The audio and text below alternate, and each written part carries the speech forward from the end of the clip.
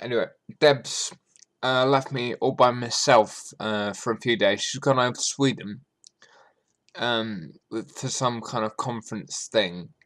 So I've got a fend for myself for 3 days. So the evening of the first day, I'm having a cereal bar for dinner, which is a big win in my book.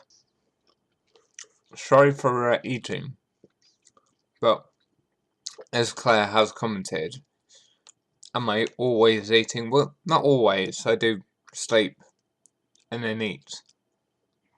How do you think I got up to nearly 20 stone when I was younger? It takes a lot of effort to get that fat. I've had quite an expensive week this week. I spent over 120 quid on glasses, which is ridiculous. And I've got to admit, Specsavers, they're like big national opticians, and the sales assistant in there that's helping me pick out the glasses kept saying things like, "Oh, I think you look really good in those, but I think you look really good in these too." I just thought, well, isn't that your job to tell me that I look good in your glasses, bearing in mind they're costing over £100? I just need you to tell me what I look less stupid in. I didn't say that, but that is fundamentally what I need them to do to make me look less idiotic.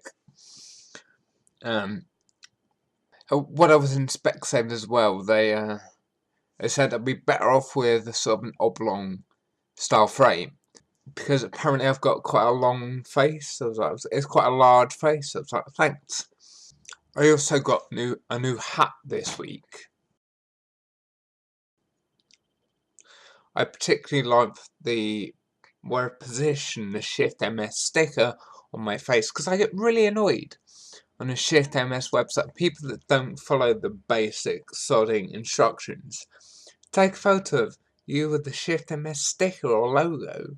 You can even download them if you don't live in the UK, but if you live in the UK, they can send you out your own stickers. Upload them to the website somewhere that you've taken a photo with the logo in. Simple instructions. People seem to have taken it as an opportunity to take photos of them and upload them. And look at me, don't I look so sexy? Just read what it says on the bloody website. It really irritates me. So just needed to get that out there. This week as well, I started my fatigue management course thing. It lasts 4 weeks long. I had the first session this week, and they gave us some homework. We're supposed to document sort of how fatigued we get throughout the day. And I'd started doing the first one, but then ironically enough, I got too fatigued to finish it off because I got really tired, and then I couldn't be bothered. Because when I get fatigued, I'm just like, I can't be arsed. Yeah. So I didn't bother finishing off, which is kind of ironic. Feel free to comment below with your woes about your fatigue, and you just meh, because we all get like that. It's okay to feel a bit meh sometimes, but just try not to wallow in those moments. Although I try and support my friends, if they're all just constantly like, oh, the world feels like it's ending. I just can't be bothered. I know it sounds harsh, but they'll bring you down as well if they're just constantly going on about how rubbish their life is. If your life really is that bad, then fair enough, and I apologise, but try and take a step back and look at it more objectively. And the other bit of news I got this week is I am now officially epileptic. and I probably have what they call nocturnal epilepsy, which is where you only have the seizure at night. So you normally tend to wet the bed. So you wake up, you've wet the bed. Cycle 5 all over again. You have the seizure at night, and you sort of have convulsions. And the last, I mean, I've only had 2, but the last one, I remember I woke up and Deb was up in Birmingham with Lucy, her best friend. And I phoned her up and I said, I'm scared, because I couldn't move my legs at the time. I was basically stuck in bed. I was really disorientated and confused because Deb didn't know that I'd had a seizure. She hadn't been able to phone up the ambulance and get O2 on me and stuff, so it was all a bit confusing. It was a few hours before I gathered my thoughts properly and got up to get lunch and stuff. And they've put me on anti-seizure meds before. I don't know if I mentioned this in a previous video. Thank you to those of you that have got back to me about the Knowing Me Stalking You video.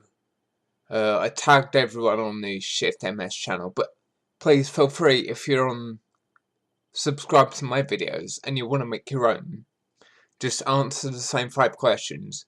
Just make your own video, because it'll be really cool. I love to hear people's stories, but only if they're under 5 minutes long. But the coming weeks I want to upload a couple of videos that say a bit more about MS and what I consider quite important. One of which is going to be about depression in MS and low moods and low feelings. Because I've been there myself, and I have sort of felt a bit negative, I suppose. Well, I went to some quite dark places in my thought process, where I thought the logical thing to do would be to kill myself. But then you got the rational side of your brain that's like, don't be so stupid. But I will get more into that in that video. And the other video that I want to make, that I feel is probably the most important thing, after getting support from the health service, is your support group around you, your friends, your family, your loved ones. I know I'm really lucky to have the people that I have, Deb and all my friends, and my family. They sort of get what MS is for me. But I also know that there are people out there that don't have that same support network, and I feel it's really important to shine a light on these people, because they are. I know mine mean the world to me,